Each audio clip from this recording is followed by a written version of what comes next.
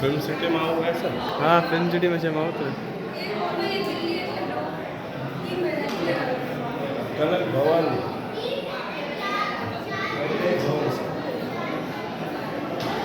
આપણે આને યુટ્યુબ પર હિસ્ટ્રી આની પાસે હા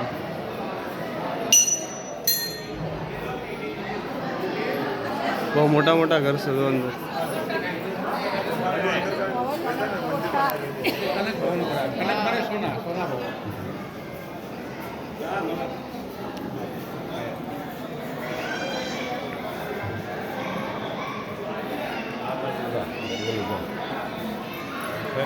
હા અંદર જા હું બોલું છું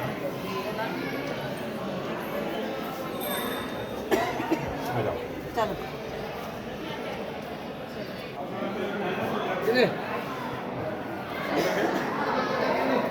આ કઈ કઈ ભવન છે કઈ કઈ ભવન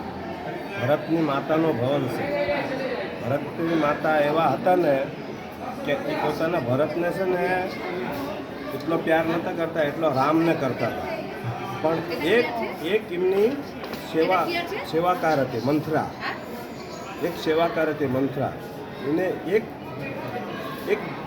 ખાલી 2 કલાકની એને ચૂપકી દિમાગમાં ભૂસું ઘાલી દીધું ને સડાયા ને એને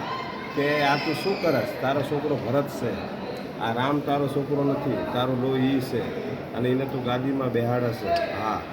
તો આ એક સડાવવામાંથી શું થયું તમે જોયું આખું કેવું રામાયણ મચી ગયું આખું રામાયણ થઈ ગયું એક સડાવવાના કારણે એ મંત્રાએ સડાયો તારે કે તારા વચન યાદ કર કે તું દશરથ રાજન તે બચાવ્યા ત્યારે વચન તને આપ્યા હતા એ વચનથી એને એવી રીતે બોગસમાં ભૂસું ઘાલી દીધું અને એ પોતે વિદ્વાનો રૂપ લઈને બેસી ગયા અને કહેવા માંડ્યા કે મને મારા છોકરા ભરતને રાજગાદી દો અને રામને 14 વર્ષનો વનવાસ દો હા અને આ એના પછી બધું થયું અને એ કેટલા મંથરાના સડાવા પર સડી જઈ કઈ રાણી અને આ બધું સત્યાનાશ કરી નાખ્યો અને એનું આખા જિંદગીમાં નામ ખરાબ કરી નાખ્યું બધા કહે છે કે માં મળો પણ કઈ જેવી ન મળશે એમ કહે છે હા એટલે કહે છે આખી એને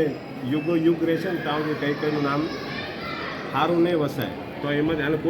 કોઈ છે ને આ સુધી યુગમાં બધાએ નામ રાખ્યા છે સુમિત્રા રાખ્યા બધી રાણીઓના બધાના નામ રાખ્યા કૌશલ્યા રાખ્યા છે બધાના પણ ચેદી કોઈ બૈરું એનું નામ કઈ નહીં રાખે ચેદી કોઈ બૈરાનું નામ કઈ નહીં હોય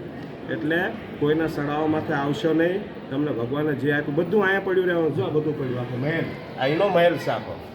બધું અહીંયા પડ્યું રહેવાનું છે એટલે ચેદી